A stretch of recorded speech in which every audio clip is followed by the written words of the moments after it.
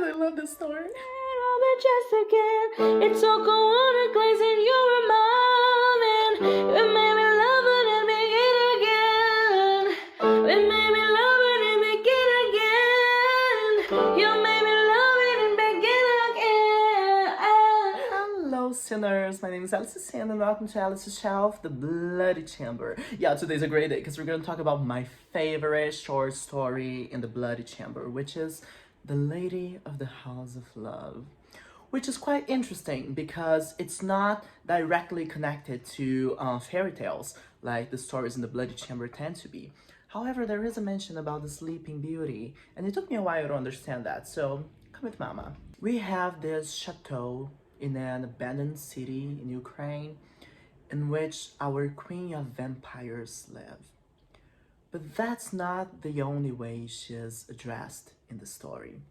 Look at this quote. Now all shun the village below the chateau, in which the beautiful somnambulist helplessly perpetuates her ancestral crimes. Beautiful somnambulist. That's the first phrase that Angela Carter uses to tell us about this woman who is devoid of her own existence. And then she says she is a cave full of echoes. And she asks something that she had already asked on Vampirella. Can a bird only sing the song it knows, or can it learn a new one? So this story will be focused a lot on how our queen of vampires can't deny her essence. She needs to kill, she needs the blood, she needs to keep on doing what her ancestors have always done. And she is compared to Vlad the Impaler, which we talked about when we talk about vampires, and she is compared to Nosferatu, which is the great vampire in cinema. And then there's a statement about her beauty, which also happens in Vampirella. She is so beautiful, it's unnatural. Her beauty is an abnormality, a deformity, a symptom of the disorder of her soullessness. So although she's the queen of vampires, she's empty. This ambiguous place that Angela Carter loves to use. And it says that her claws and teeth have been sharpened on centuries of corpses. So she has only inherited this. It was never her. She was never given a choice. She was born a vampire, descended from vampires, and she is doomed to be that.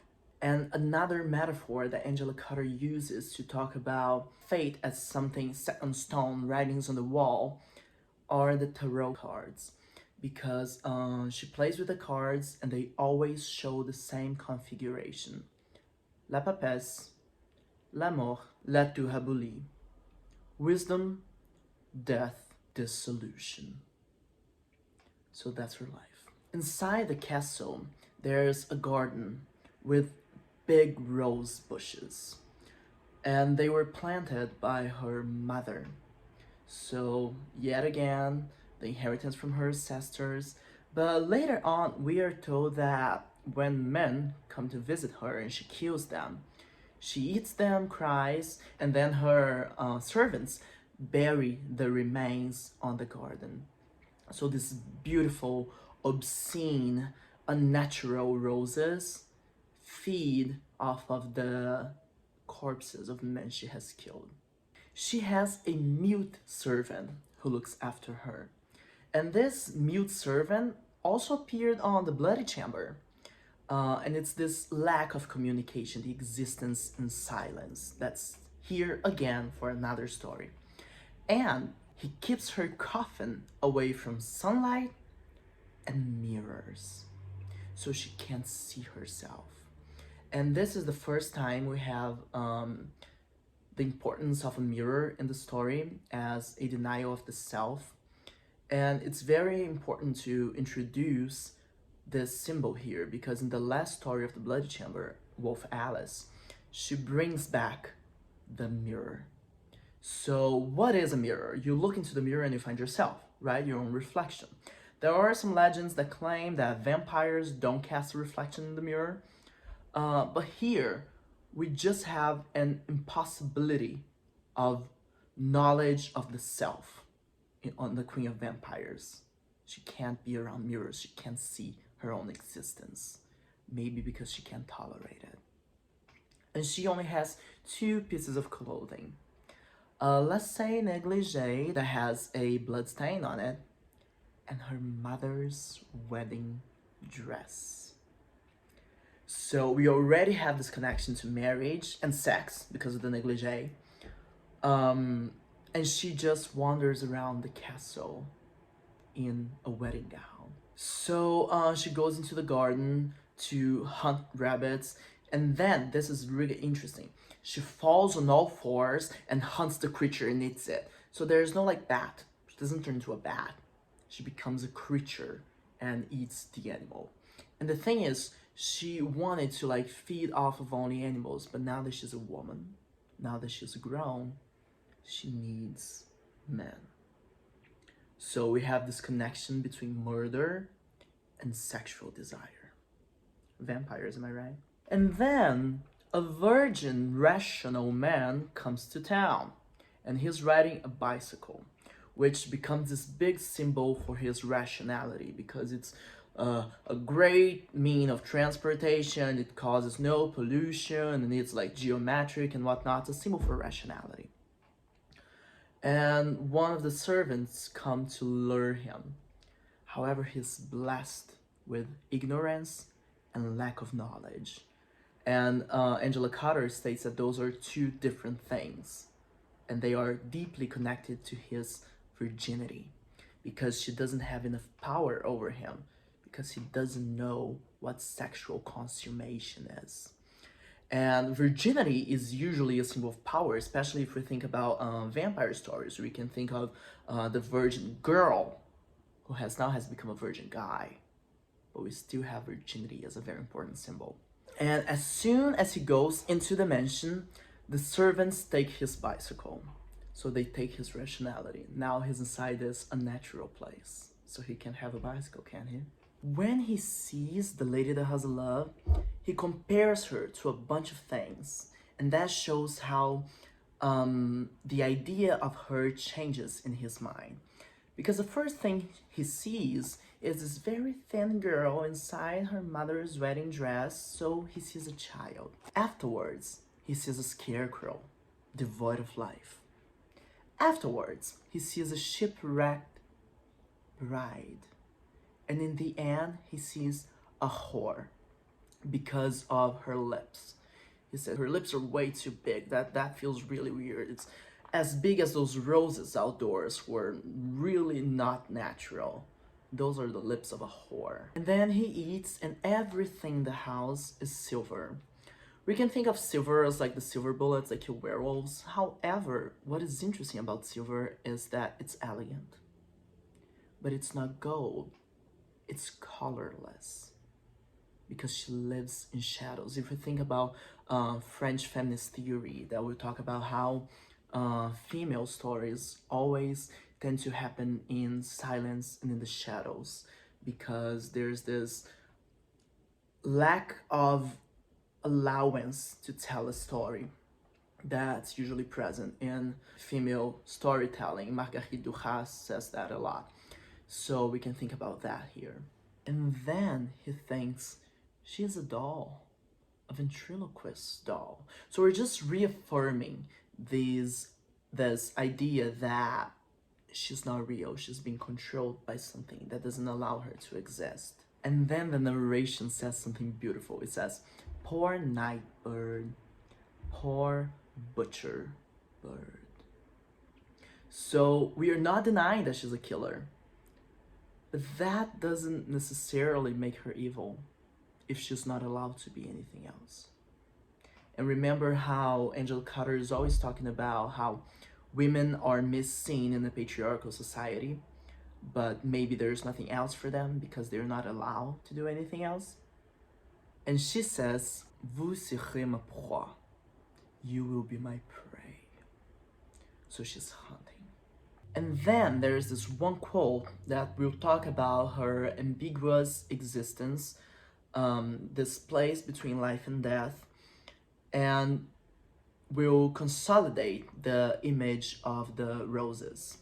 It says, she is a haunted house. She has the mysterious solitude of ambiguous states. She hovers in a no man's land between life and death, sleeping and waking, behind a hedge of spiked flowers. And that's the thing about the roses. They have thorns. So although they're beautiful, they prick. This is a symbol that Angela Carter has just used in another story, right? But I'll get back to that in a second. And then we finally have a mention to a fairy tale. It says, one kiss woke up the sleeping beauty. As the story develops, the hero goes into her chambers, and it's said that his lack of imagination is what sustains him, because he thinks, oh, she needs to eat. Poor thing, she's very pale and like very thin. I gotta take care of her, and he can't imagine that there's like this monstrous thing because he's a virgin, he's ignorant. And then the bed is stated as a sacrificial altar. So this line between sex and death. And then she drops her glasses and it breaks. And that's crazy because it's too human. And not only does that happen, but when she tries to pick the glasses up, she cuts herself. And for the first time, she sees her own blood. And that's the death of her. So the presence of the man is what wakes her up to existence. So this may be the reason why she's compared to the Sleeping Beauty. It's his human existence that causes her to destroy everything she knows. When she cuts herself, he puts the finger in his mouth and sucks her blood. So we have an inversion of roles, and her ancestors on the walls turn away, not to see it because it's embarrassing. And that's the death of her. As it says, how can she bear the pain of becoming human? The end of exile is the end of being. So when she's released into existence, she dies because she was never real. So he falls asleep, and when he wakes up, she's gone. But she had a little bird, the bird that was her pet, and the bird set free. And then we can think of the Earl King. Remember that the destruction, maybe the destruction of this patriarchal system that kept her trapped inside her mansion causes her to be set free and be able to fly. And all that's left on the bed is the blood-stained negligee and a rose. Do you remember what we just talked about in Snow Child? How interesting that it's the symbol for a woman's first menstruation and a rose, the beautiful thing that can hurt, and that those are the only things that remain after she's set free. It's beautiful but painful. And then he thinks, maybe I can cure her, maybe I can like help her with rational thoughts, taking her to a doctor. But she says, I will vanish in the morning. I was never real. I was just a creation of darkness. So if we think about feminist writing, we can think about how the destruction of the patriarchic system destroys the image of womanhood, because she never existed. She was just a creation of a system that never belonged to her. So when you destroy all of that system, she fades into inexistence because she was never allowed to be real. She was just what was expected from her. And now the bird can fly and go exist. How to talk about feminism using vampire, sex, and death, Angela Carter. And she says that she left the rose as a gift for him, like on a grave. On a grave. So she's dead. All of that construction, gone. And the rose dies because he goes back to his hometown and he travels a lot. But once he puts the rose in the water, it comes back to life. So things will try to destroy what was left there by the woman. but with care, it comes back. It's strong enough for it. At first, this story seems just like a cute romantic love story about a vampire who gets destroyed by her own existence. If we go into depth on it, we can think about how the knowledge of oneself, of themselves, can cause someone to go into this path of destruction. But when we understand the idea of a superstructure and a system that works on the creation of this invention of sadness, that's the Lady of the House of Love, we understand how this can be read as a whole take on destroying the system and the idea of what a Lady of the House of Love can be, so that the bird can fly free. I hope you enjoyed it. I really love this story. And remember, life's a sin.